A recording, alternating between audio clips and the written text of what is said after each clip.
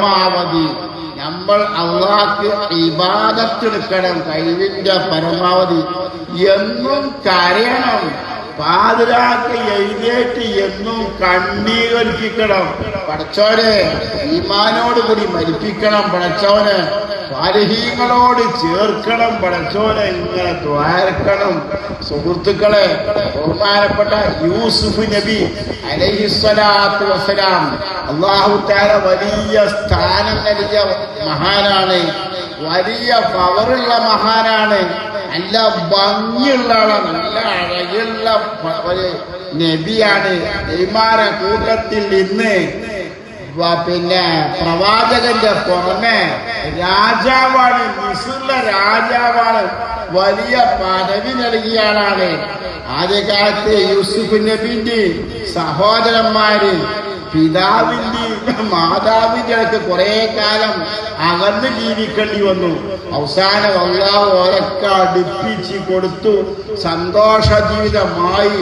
പിന്നെയും കുറെ കാലം ജീവിച്ചു. അങ്ങനെ മരണം അടുത്തു.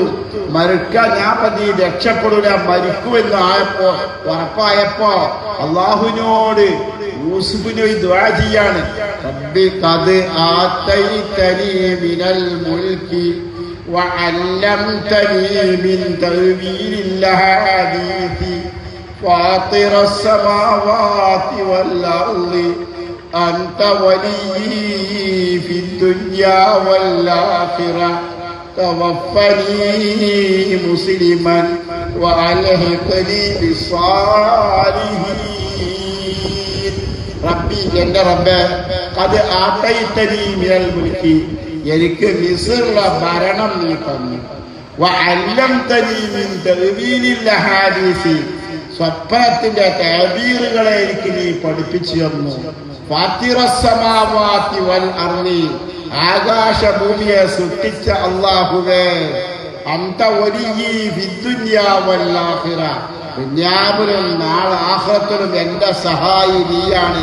നിന്നോട് എനിക്ക് ചോദിക്കാനുള്ള കാര്യം തവഫനി മുസ്ലിമൻ വഅൽഹിഖ്നി ബിസ്സാലിഹീൻ, എന്നെ നീ മുസ്ലിമായി മരിപ്പിക്കണം, സ്വാലിഹീങ്ങളോട് എന്നെ നീ ചേർക്കണം പടച്ചവനെ.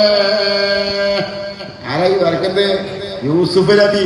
യൂസുഫിന് ഉറപ്പല്ലേ, മൂപ്പര് മുഅ്മിനായിട്ടേ മരിപ്പുള്ളൂ, മൂപ്പര് സ്വർഗത്തിലാണ് ഉറപ്പല്ലേ, എങ്കിലും പേടിച്ച് ദുആ ചെയ്യാണ്.